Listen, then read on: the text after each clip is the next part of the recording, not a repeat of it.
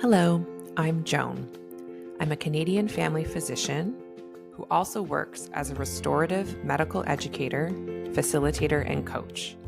I create spaces that rehumanize the work of healthcare. I'm creating this podcast to remind myself, as well as anyone else working in a helping profession, that when you are working and caring for your human patients, you are the other human in the room. Hey, healthcare human, how often do you feel overcapacity, forgetting basic bodily needs, or feeling disconnected from your passion for healthcare? You're not alone, and there's nothing wrong with you. Our system encourages overworking, leading to burnout, mistakes, and drained empathy. But what if you could be the change you need? Imagine a workflow that honors your natural pace, a schedule with space for rest and pleasure, and a life where you get to express your full humanity. I've helped many clinicians create this space, and I'd love to help you in my coaching program, Creating Space. Creating Space is a restorative coaching experience designed specifically for overworked healthcare professionals like you. Join me and an intimate group of fellow healthcare humans on a transformative 7-month journey. Together, you'll learn the tools needed to reclaim your humanity, receive both group and individual support to navigate obstacles, and celebrate your efforts with a luxurious in-person spa retreat at the end. I only run this program once a year from October to April, and it is the only way to work with me privately. I am having so much fun with the current group of healthcare humans in Creating Space that I've decided to open early bird registration for the cohort starting this fall.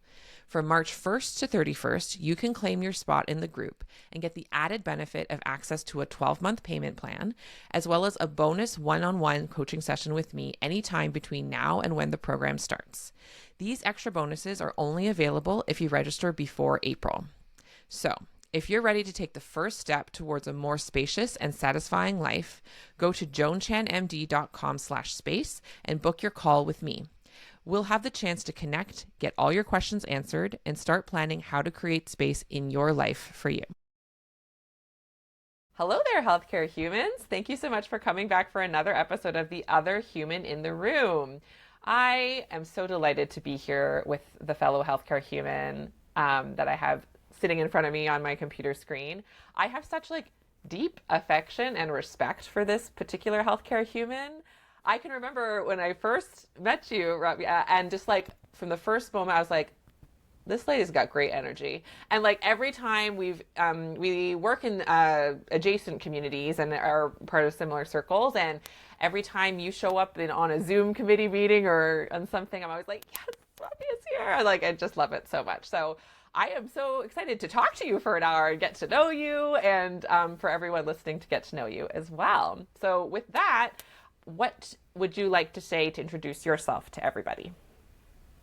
Okay, so my name is Rabia Khan. I'm the lead physician at East Wellington Family Health Team. Have been with the team for 12 years now.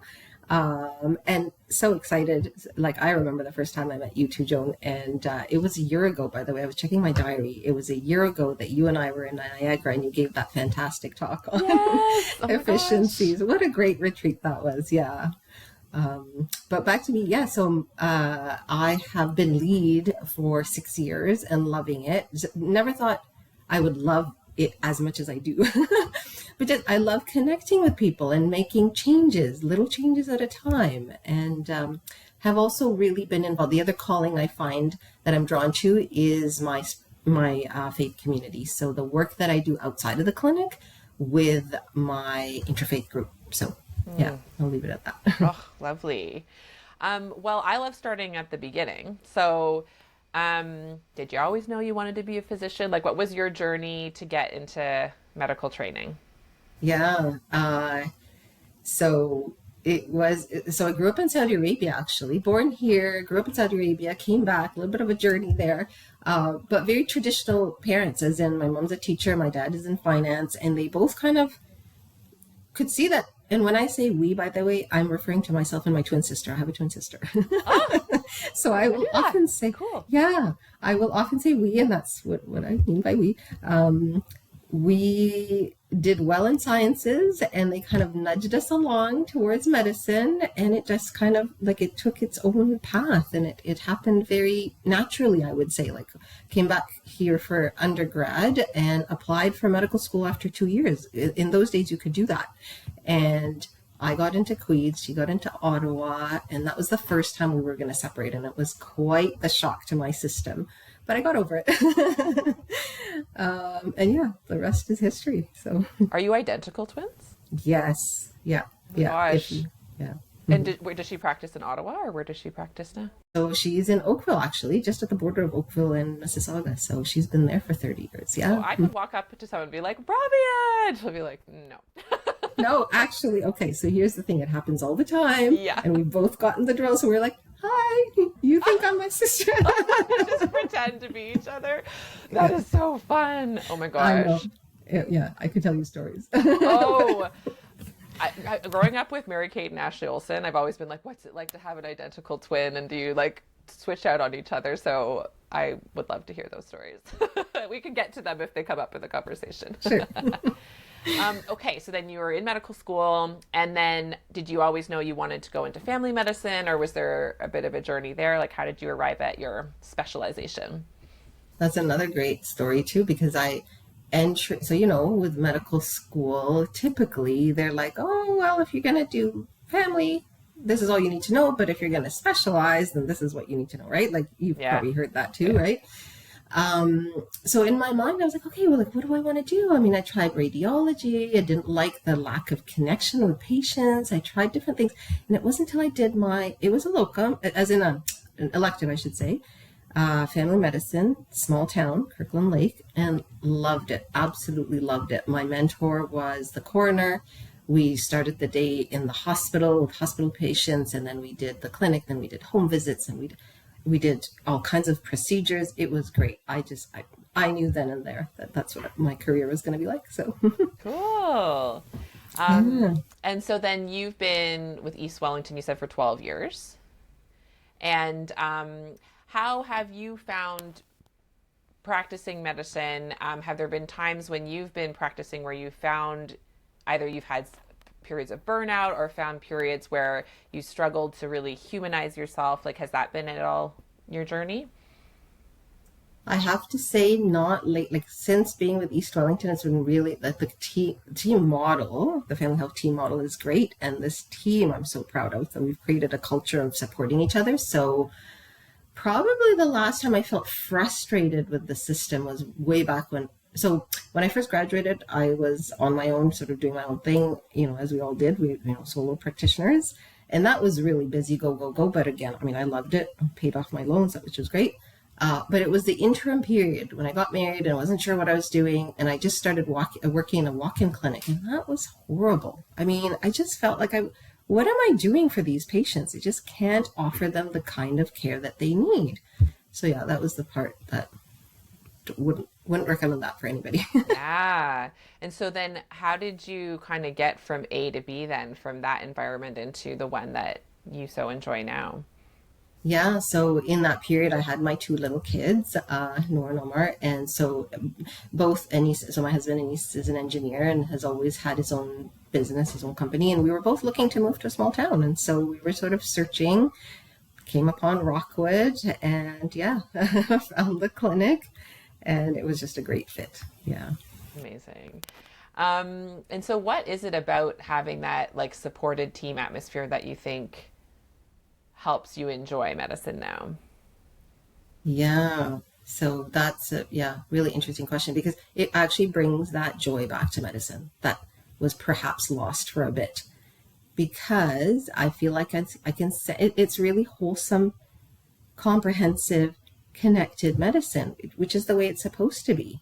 I can spend the time with my patients. I can get to know them. I can, I have a glimpse into their lives, even if it's just for that 15 minutes that they're in front of me, but I get to know them on a continuum, and I can be there from the beginning. I can be there at the end for, advanced care planning, for, we can do the preventive care piece. That's so important. So yeah, the whole piece comes together really nicely, and I can rely on, and I should mention, my team members, right? The nurses, the allied, the mental health workers, the dietitian, the diabetic educator, they all come into play. I mean, I don't feel alone at all. So, And I hear that, like, I really relate to what you've said already about like connection being an important kind of like portal to feeling joy and satisfaction. And so then you mentioned that stepping into a leadership role, actually, sometimes people step into leadership roles and they realize it's not for them and it's not a good fit and they feel disconnected. But it sounds like that wasn't the case for you, hey?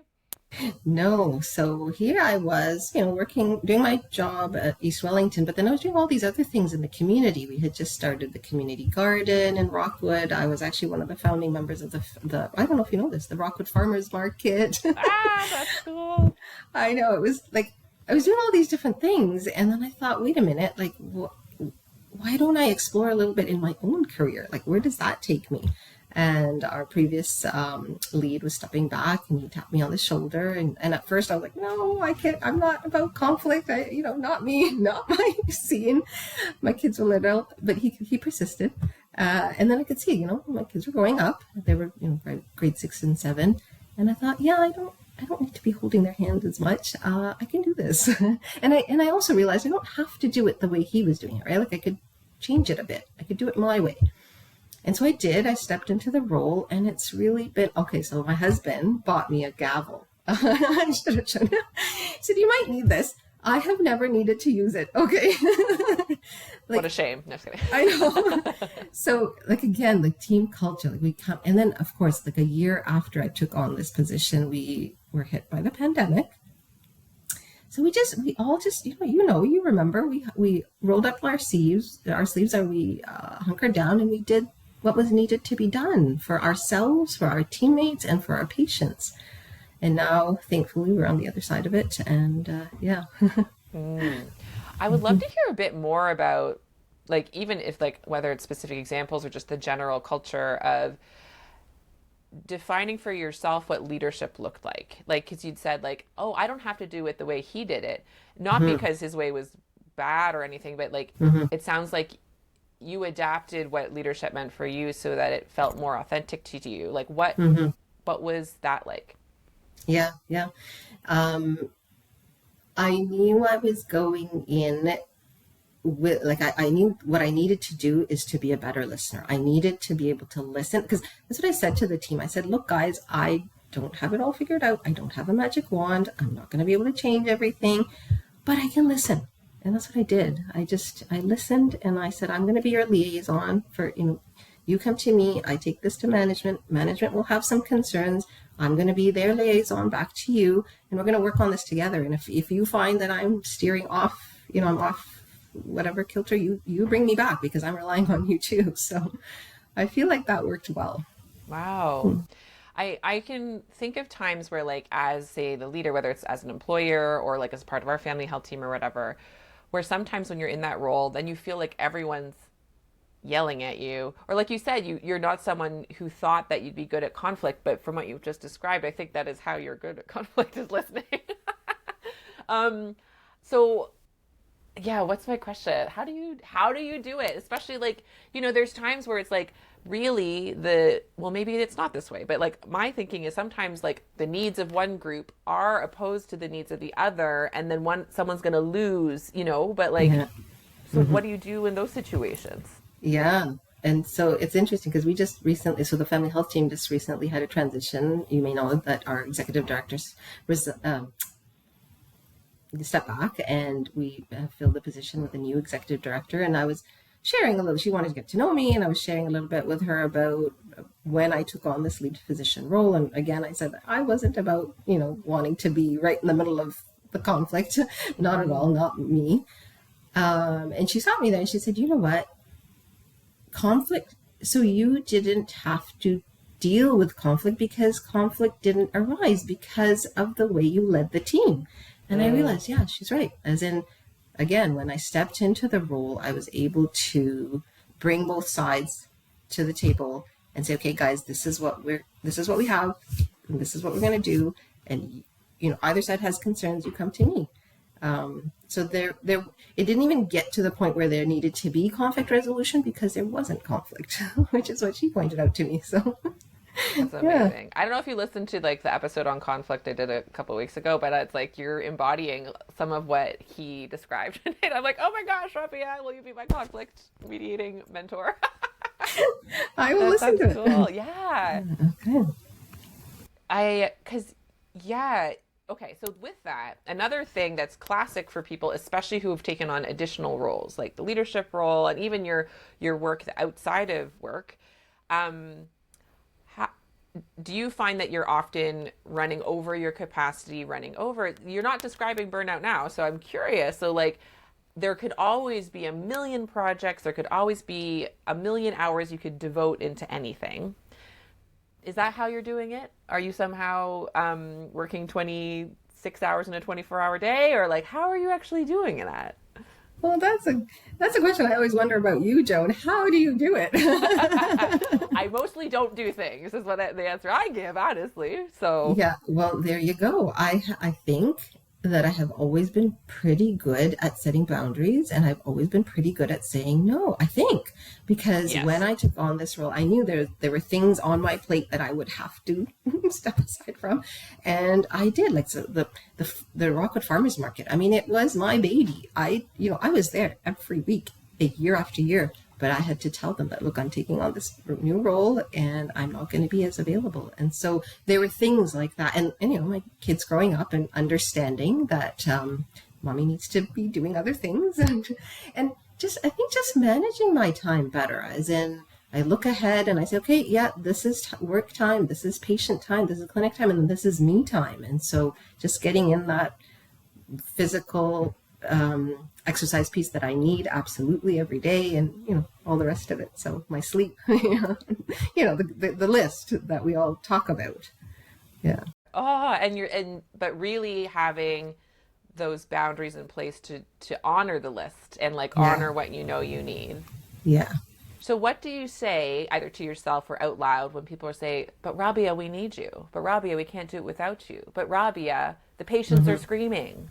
You know, as hypothetical examples. Yeah, yeah. Well, because it's not so much the patients are screaming, but the team. Yeah, it's like, Rabia, I need you. Rabia, I need you. Yes, everyone. Yes. Yeah, I feel like there are days and weeks when, yeah, the tensions are high and I'm having to manage, I'm having to put out fires. And then there's days and weeks when it slows down and it's lovely and it's just back to the normal flow of things where you can manage. So I feel like it just comes in with, like, there was a period, we just recently had a physician retire, I should say, and a physician moved to the US. And so we were like beside ourselves trying to fill those positions. And that was stressful, but just knowing that you do what you can with what you have. And so we would interview and we were just not successful until we were.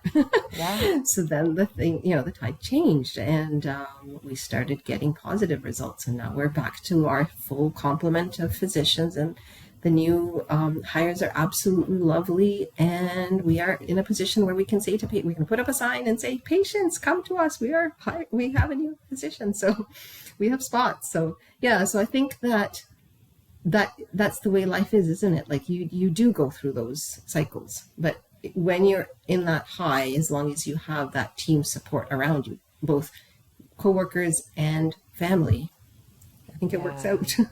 Oh, yeah. So knowing that you don't have to do those stressful times alone. In fact, it's essential to not try. That's where you really can get burnt out a lot faster if you think I've even got to do it alone when there's too much to do. Yeah, yeah. And also remembering that it's a cycle. So helpful. Be like, this won't last. This storm will end eventually, one way or another.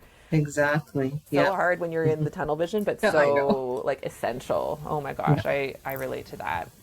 Well, um, I would love to hear a bit. Like I know you'd reached out to be like, would this be cool on a podcast? And actually, like we were just saying, I've recently had another podcast on a similar topic. But I mean, your unique perspective as a unique human, talking about the other human in the room.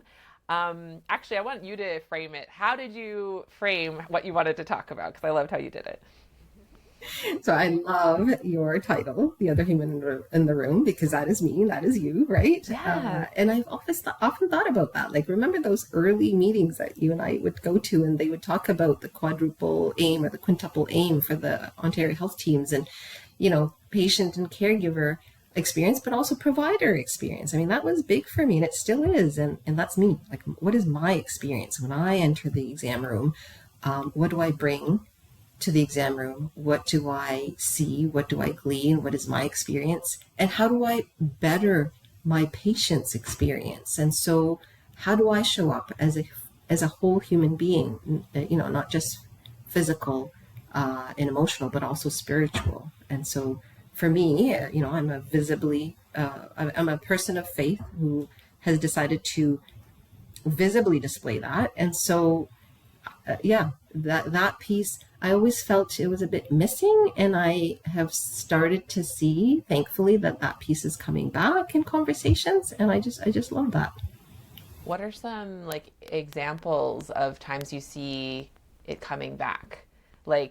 And how are you helping it come back for yourself and for your patients? Sure. And I should start way back from where I felt it wasn't there. Like, Yes, so absolutely. yeah. Mm-hmm. So med school, like I remember first day of med school, the dean walks in, and Dean Kerr, and he's like, this is going to happen. This is how it's going to be. And most of you are going to fail somewhere along the line. I know. And I thought to myself, oh my God, no, I'm not. I have my faith. I have my faith community. I'm going to lean on them. And, in some ways he was right. I did almost fail anatomy, but that was a long time ago. It doesn't really matter now.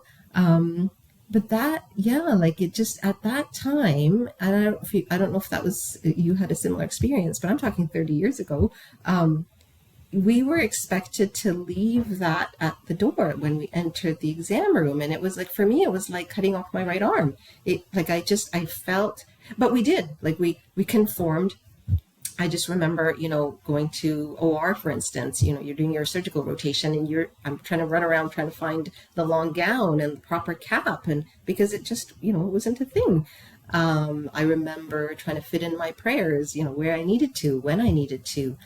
Ramadan, the fasting, people commenting, oh, you're not eating, you're not drinking. And so I feel like we've all, as a community, as a society, we've come a long way. There's a lot more understanding, thankfully. What was your question again? No, that's it. So you entered and could see like out of people's mouths, and also like literally how the system's set up. It's like not set up to consider someone of Muslim faith that wants to have certain coverings, that has certain rituals that are, I'm speaking of your experience, so hopefully I'm saying it accurately. But and so like the system's like, what? We don't know what to do with you. And that's how you began. Yeah. And now you're seeing things evolving. Yes.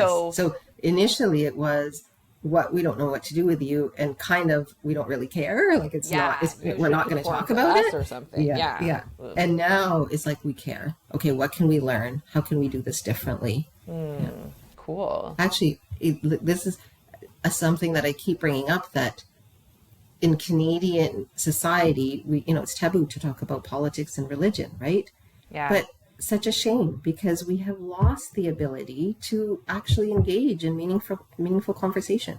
Yes. Right. So I remember the school, because I've always been involved with the school as my kids were growing up. And my kids were fasting. They were, I think it was grade 4 or 5, quite young, but like they want to do what their parents are doing, so they want to fast. So then the teachers are like, okay, can you explain a little bit? Can you come to the classroom and then talk to the kids about what is this about? Because they could see the kid, they're skipping out on pizza. It's pizza day and they're not having their pizza. Like, how is that? So I said, sure, yeah, no problem. And then there was like, but make it so that it's secular. Like, don't bring in religion. I'm like, okay, I'm going to try to do that. Yeah, that's tricky. Which is fine. Yeah. So I talked about all the benefits, like, the health benefits. Like, I find that I'm, more focused, believe it or not. I'm not fussed about food preparation all day long. Like I can, and of course, the other part of it is that you're more empathetic. You're feeling for the people who have less, and it teaches you to, to be thankful and grateful for what you have. The meal at the end of the day, you come together, you're so thankful, you break fast together as a family. Like typically that's part of Ramadan. Yeah, just so many little pieces that remind us. Like for me, Ramadan is like a boot camp for the rest of the year. Like it just kind of puts me back into that mode where I'm thankful and grateful and mindful and, ever watchful of what's expected of me as a person. So, Yeah. It's really interesting what you said about how we're not supposed to talk about politics or religion. There's probably very specific places where that it just makes good sense, but they still exist. And actually it would be useful to have practice speaking well to each other. I think we can take off the table screaming at each other or abusing each other about politics or religion. But perhaps part of the reason that is what happens is because we don't have much practice simply talking to each other from a place of connection and respect about politics and religion. That's exactly right. And so the other piece that I've been involved in over the past 10 years is what I call our bridging group. So in Guelph, there's a church and a mosque that are literally across the street from each other. And there was some tension. Yeah. Understandably. But there were two wise people, one wise person from the mosque and one wise person from the church who said, we've got to start talking and we've got to start having dialogue. And so they did. And I joined a bit after. And it's just been we just literally celebrated our 10 years of bridging. And it's been an amazing journey. I mean, just the way you described it, we've been able to discuss so many topics and nuances and come to an understanding and respect and without judgment. And just, that's your way and this is my way and that's okay. And also find the commonalities. I mean, there's just so much we have in common as human beings. It's incredible, even across the faiths.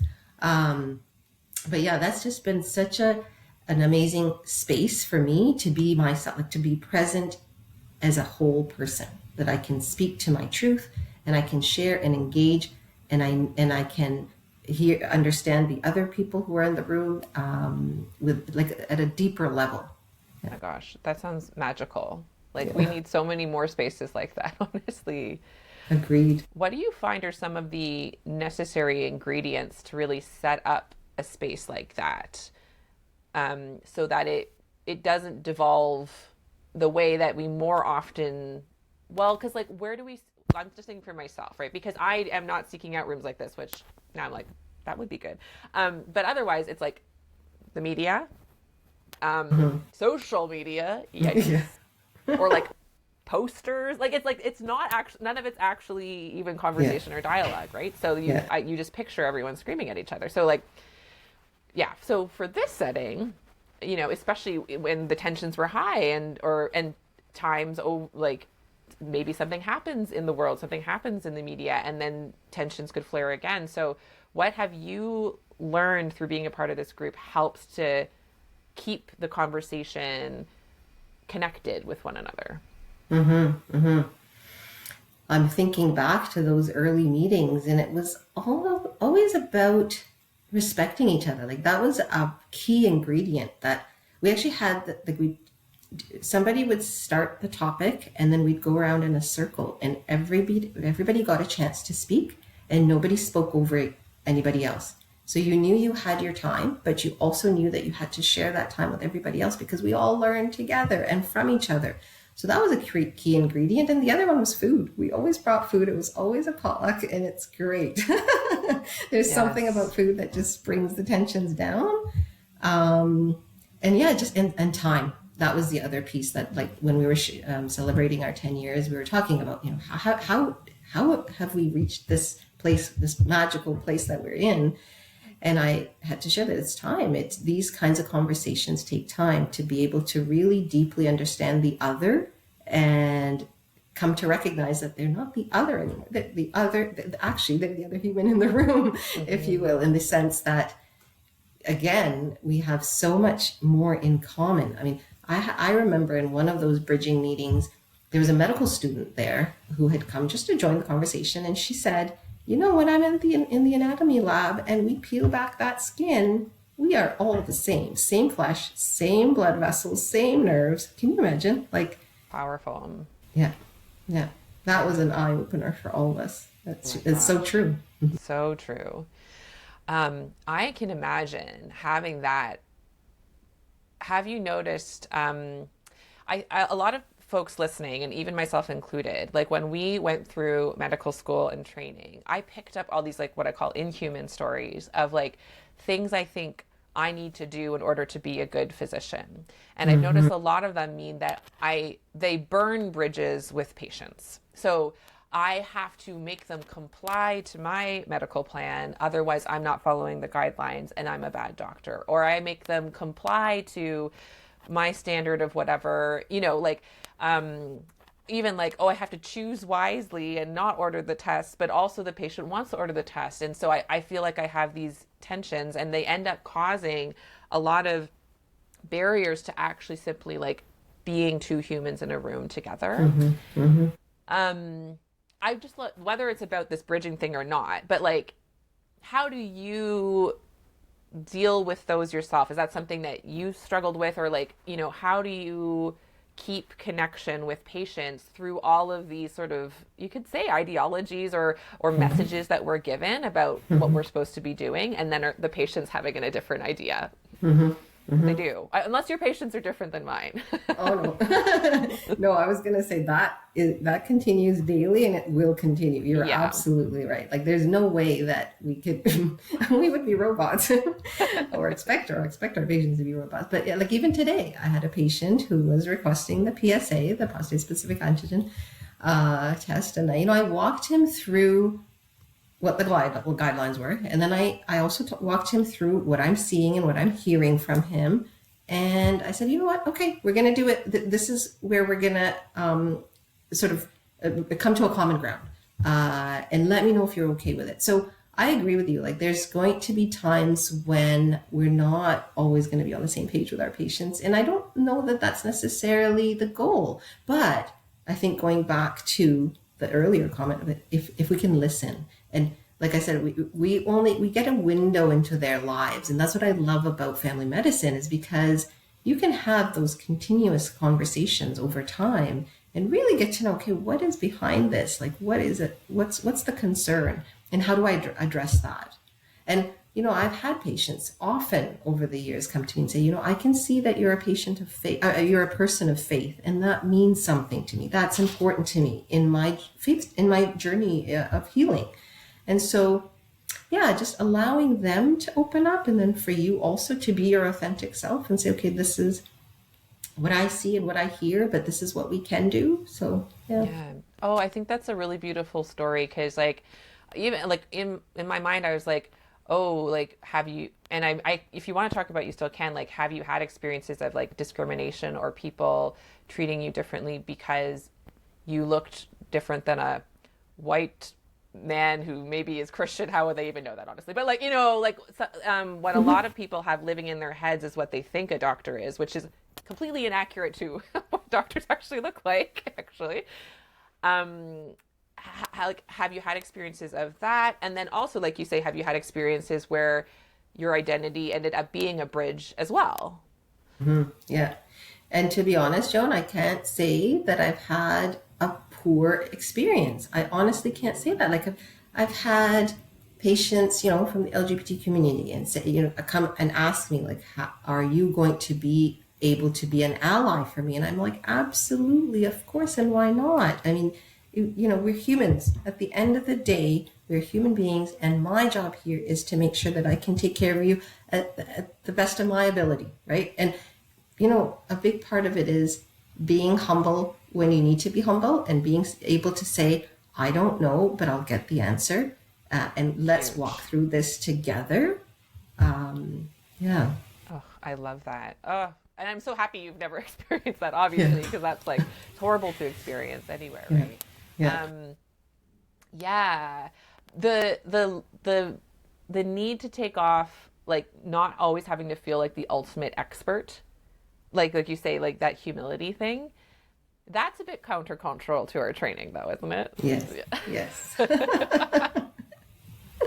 you come to that place of getting humble, or were you always like under the surface, like, I'm going to be humble, unlike these other people? I don't know. That's a good question. I think it's probably time, right? Like it's experience, and time teaches you to be humble. Time will humble you. Life humbles Yes. you. Yeah. Yes, exactly. Yeah, yeah. Your experiences along the way will repeatedly humble you. Yeah. Gosh.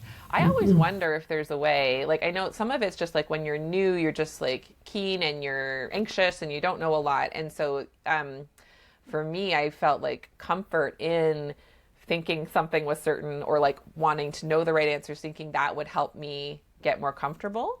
And so maybe part of it is like that will always be true with like learners and newer clinicians, is they will you just go through a period of that and then you're able to be humbled, and that's okay. So, But I also wonder if I hope that we're evolving our training, and I've seen how it is true, to like really emphasizing that there are no capital R right answers, and helping people practice a kind of humility even as they're learning, and not shaming them if we're just like not shaming them when they don't know the answer. yes.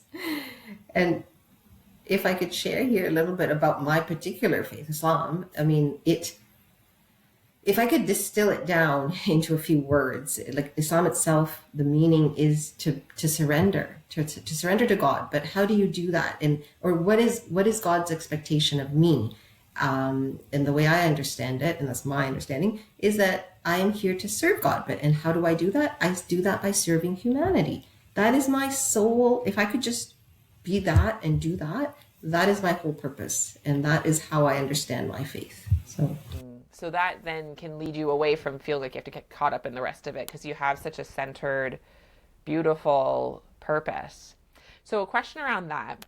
So a lot of times when people are like, my sole purpose is to serve others, they are not good at boundaries. And yet here you are. So how does that go together? Yeah. I have my answer, honestly, but like I'm curious, because like sometimes it's like, oh, I got to serve, and then it's like this sort of malignant thing where, now you're giving so much that now you kind of hate everybody. That's usually what happens. I've tried that, it didn't work well. So yeah. I don't know. I guess my personality being what it is, I've always been able to stand up and say, no, okay, this is it. Like not physically, but I mean, just, internally say, this is as much as I can do. This is as much as I can give. And if I cross that, I'm not, like you said, I'm going to hate everybody. So why would I do that? So just sort of being very selective and aware, self-aware, I suppose. Maybe that comes from me being able to distill the piece that God is expecting of me. Like, in order for you to serve humanity, you need to be able to look out for yourself too, in some ways, not being selfish, but in some ways. Yeah. Like the difference between, so we wouldn't call it selfish. What would you call it instead? Just self-aware, I suppose. Yeah. Knowing your limits, right? Yeah. And still of service to others. Yeah. Yeah. I'm curious to know what your answer is. Yeah. It's a version of that, right? Like it's actually like, it's such a thought error to think but I have to, if I have something, I have to give it away. Cause like, they're literally, our bodies have limits, our minds have limits, our emotions have limits. Like even like whatever your spiritual purpose, like if we're everything to everyone, that means we're nothing. And also we're not human. So like sort of releasing that story often then so like when I take care of myself, that's how I take care of others. So like even if someone is extremely service driven, for myself, I am very driven by the notion of, how I can impact the world for the better. And that's why I do things like this. Right. And what I've told myself is like, when I feel good, when I honor my body and do my versions of spiritual practices, which for me are actually more around like body, like that then is of service to others. Cause then I show up rested and resourced, ready to listen. We think that it's not like just listen, like it's easy. Actually, you have to be in a certain kind of nervous system state. You have to be rested and fed yourself. Otherwise, your brain like won't let you listen, Exactly. and so like that is actually the path towards helping other people Mm-hmm. is like it starts with you, Mm-hmm. and Yeah. also Yeah. I'm a member of humanity too, so Yeah. Yeah. if I'm abandoning myself, I'm not like really serving the mission, right? Exactly. And no, like I think all along the way, I chose to have a part-time practice so that I Mm-hmm. can be involved in the community. I chose where I wanted to sort of step in and show up. So yeah, you're right. Like it was more of a conscious decision on my part. Yeah, I think there's something to like the part-timeness of it all. Like there will be certain personalities where they have capacity and passion and focus to be whatever it is that we call full-time, you know, which is that's a bit of it. And I see something in like when each of your working days even isn't full to the brim with one kind of work, where you have flexibility, where even maybe you have two different jobs, like you have your leadership work, you have other work, right? There's something to that. I know I need it. Like it fills me in a way that if I was doing the same thing all the time, I couldn't. And it sounds like is that similar for you then? Mm-hmm. Yeah. Yeah. Having that like flow. Yes. Yeah. Yeah. And interestingly, I feel like again, the way my Islam sort of teaches me, if you will, how to show up. It sort of punctuates my day. I mean, I pray at certain times of the day, and so I'm reminded constantly that okay, there's a reason I'm here. Like it's not, of course, there's times when I'm kind of rushing through prayers, but ideally, that's not how it's meant to be. It's meant to be sort of just a few moments for myself and just to communicate to God and say, okay, hey, am I on the right track? What can I do better? That kind of thing. So it's like a daily reminder. And those prayers they include during work hours, right? Like when Yeah. they're so how is that? Did you feel pressure internally from other people to not do those, like when you're on the wards or when you're in your clinic and the patient you could be seeing more patients, like how did you balance making that a priority as well? And I would say that goes just way back. I mean, just being aware. So I remember again, med school, just having to step away from lectures or even, you're on call, but you know that you need even like it might be later in the day, but you do need to do this. It's a requirement, it's a priority, and you understand why.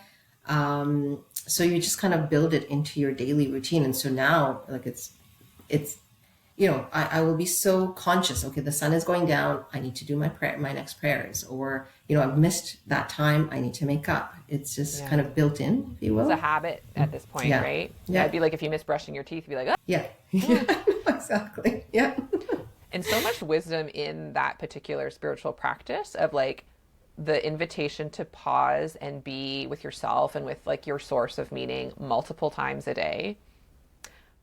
I mean, there's got to be studies that that's a good idea for like, I don't know, your blood pressure, your nerve, like, you know what I mean? Like that just has so much wisdom in like breaking up the pace of yeah. your day. True. Mm-hmm. That's so cool.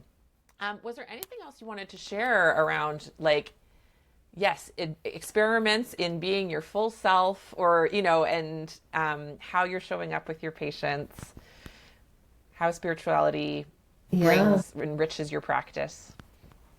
Like I said, I mean, I'm just loving how across the board we're so much more accepting now, and that I can really fully be present as myself. Because yeah, it used to be that I would have to, sort of tuck away in this, a room and do my prayers, or Ramadan comes and goes and I'm fasting, but nobody's really aware of it. And now it's just the clinic flow has changed so that we have a room, we have a multi-faith room now. Cool. That's great. Yeah, and Ramadan, people are more aware, and so I'm more able to show up fully as who I am, and I just love that. Yeah. That's More wonderful. conversations, like, and so this is clinic wide, but even in the school system, for instance, same thing. Like I remember parents coming to me and saying, you know what, you sent home something in Ramadan, and that just instigated a conversation at the dinner table about what is faith for different people. What how does that, what does that mean for different communities? And just those lovely little snippets and conversations, just, it means a lot to me. Yeah. Wow. And like what an impact it has. Like you being your full self and not pretending or trying to conform. Um, sometimes it's like, oh, I'm being disruptive, but it's like a positive disruption in the sense of it invites people to think, it invites people to Yes. reflect on the meaning in their lives, whatever that Yeah. looks like. Yeah. Yeah. That value add piece. Yeah. Yeah. And like, I mean, what are we doing here Yeah. if not that? Yeah. You know? Yeah. And so, like, back to the piece about serving humanity, I feel like that's the common tenet across all faiths, I'm going to say, right? Like, Yeah. so, yeah. It's Certainly the something to be most valued. beautiful expressions of faith um, are absolutely, it's maybe when those get tarnished by other values that are not of service that then things go sideways. And that's true of any institution. Yeah. True. Mm-hmm. Yeah. And whether it's faith-based or capitalist-based or whatever, unfortunately. Agreed. All right. Well, we're actually at the end of our time already. I can't believe it. I feel like I'm like, Rabia is my new mentor. Boundary listening queen. Yes. Seriously, I'm like, oh yes. You picked up the lessons and I love it. So with that, I guess do you have any like public facing work like that you want to direct people to, like a website or a project? It's okay if you don't, but sometimes people I don't. do. I Okay. totally don't. You're not on TikTok? No. That's probably another wise choice that you're making. So good. All right. Well, then the last question I usually ask all of the people who come on is like, considering the audience who are folks that like the common theme is like they are wondering and wishing to feel more of their human self in their work, and they're noticing that maybe they've experienced burnout or they're experienced feeling dehumanized in the workplace or something, and that's typically who comes to listen to me. So with that in mind, especially to those who are maybe really struggling right now and feeling like I don't think I can do it, like what words of encouragement or advice would you like to offer to them? Yeah, wow, that's a big question. There's always hope. There's always hope. I have hope in humanity. I am an optimist. Maybe helps. that's one of my fatal flaws, but I do truly believe in the goodness of humanity. And we talked about those cycles earlier. Yes, we are going to be tested with all kinds of things, physical, emotional. The stress is there for sure for all of us, but I'd like to believe that there will always be a turning point. You put that good advice to work, as in good habits, good friends, good community, and there will be a turning point, I think. Yeah. Good habits, good friends, good community. Those are tenets that can weather many storms. Beautiful. Well, thank you so much for spending this time with me, Rabia. It was so meaningful.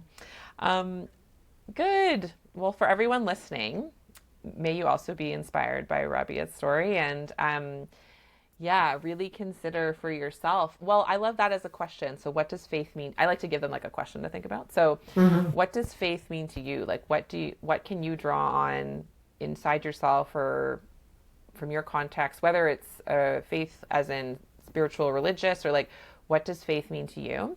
What can you put your faith in today that can be a resource you can draw from when things get hard? I think that's a really important question everyone can be considering as they go about being humans in the rooms.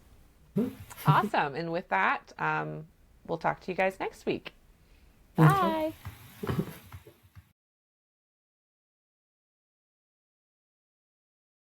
I would love to take this work deeper with you. Visit joanchanmd.com today and discover my growing menu of options for restorative medical education to suit your learning needs. I offer one-on-one coaching, customized workshops, and self-study courses that allow you to connect not only with my work on a deeper level, but also with other healthcare humans just like you. So if you want to start humanizing your work and healthcare to a deeper level and do it in community with others, please visit joanchanmd.com and find those options and what fits you and your life today.